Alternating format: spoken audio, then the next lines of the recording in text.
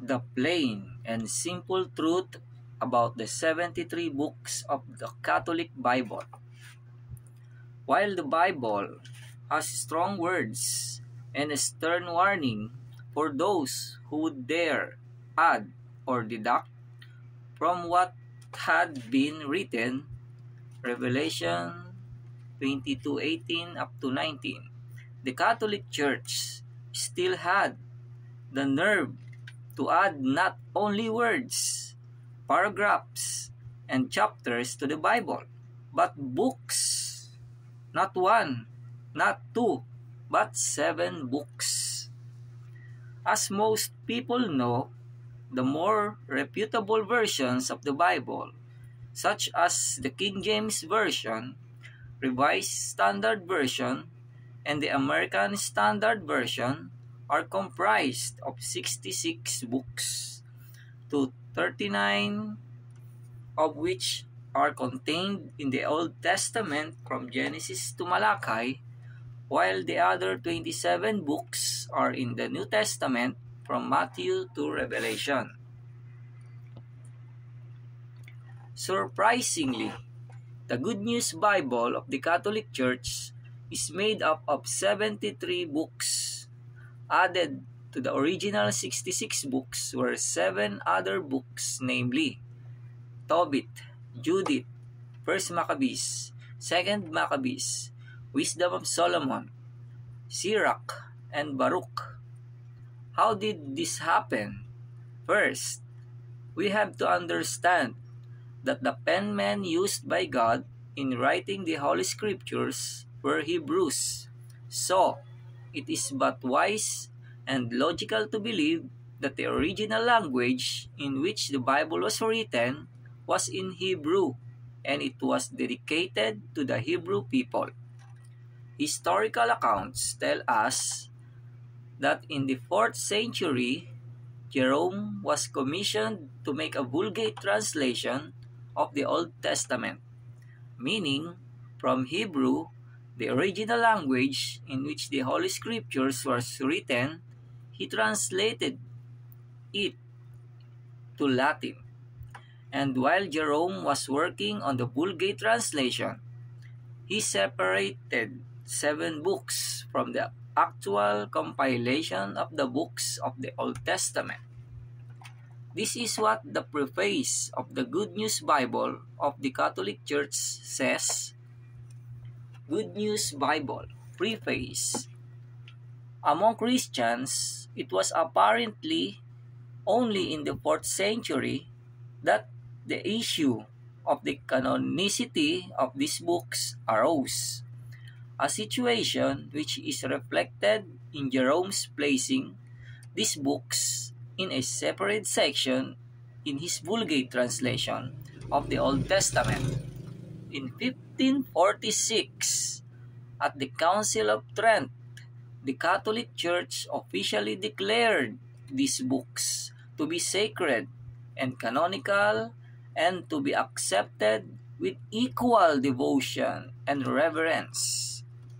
According to the Good News Bible preface, in 1546, more than 1,500 years after the Bible had been completed, or after the books that were written by the apostles and evangelists had been included in the Bible, the Catholic Church came up with a declaration that the 7 books that had been separated by Jerome were sacred and canonical, and they deserved to be accepted with equal devotion and reverence.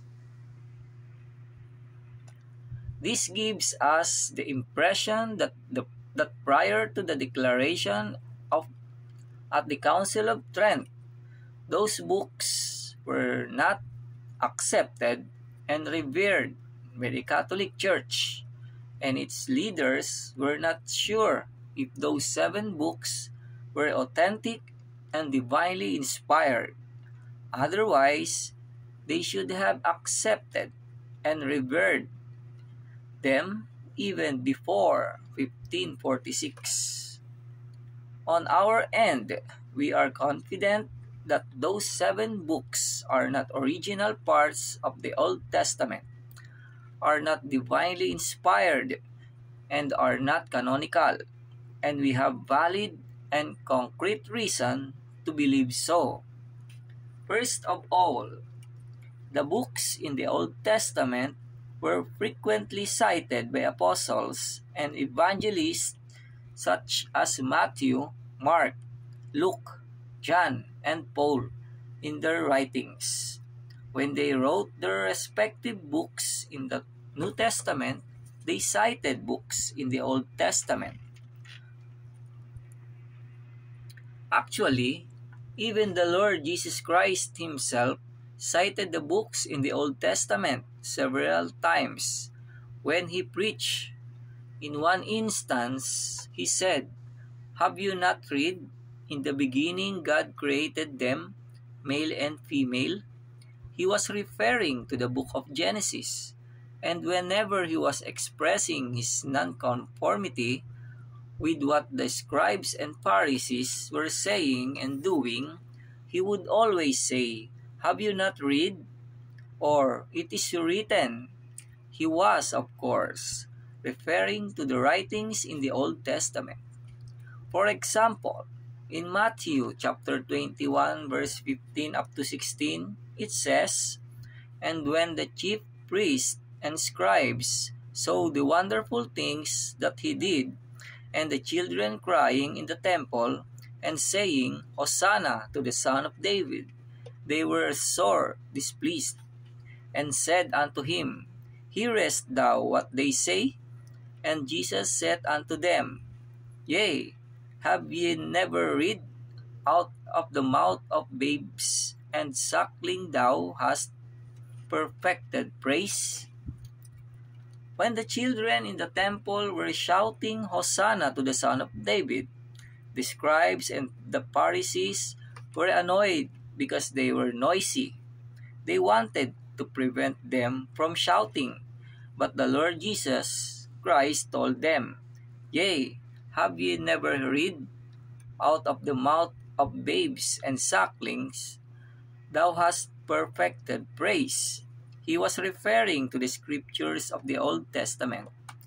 The Lord Jesus Christ made it a point to always cite writings in the Old Testament each time he wanted to teach something to the scribes and Pharisees.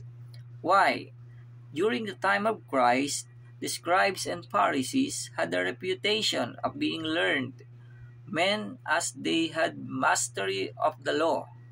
They were well taught when it came to the law of Moses. The scribes wrote the law of Moses, while the Pharisees were the defenders of the law of Moses. That was why whenever Christ was answering them, or whenever he would contest or rectify their statements, he would always cite the books of the Old Testament to them. It was like giving them a dose of their own medicine. But what is very noticeable, it is during the whole time that the Lord Jesus Christ was preaching, he never cited, not even once, the book of Judith or the book of Maccabees or any of the 7 books that the Catholic Church added to the Bible in 1546.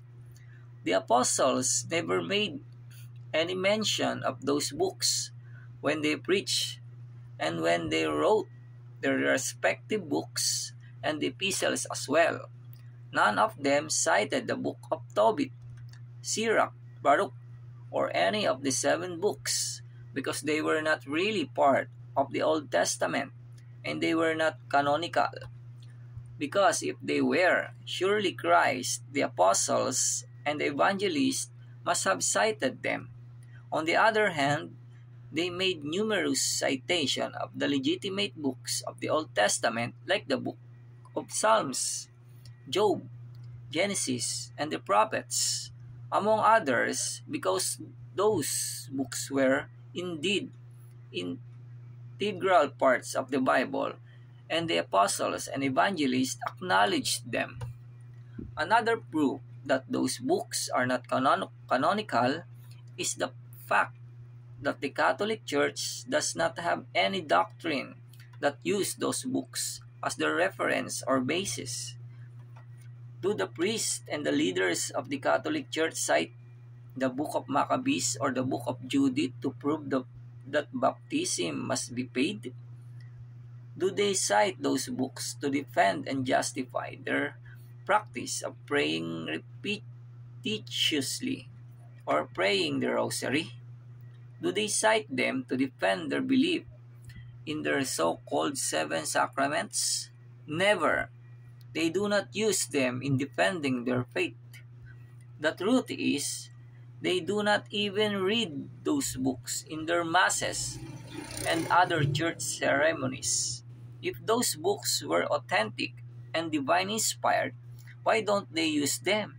That only proves that they themselves doubt the integrity of those books.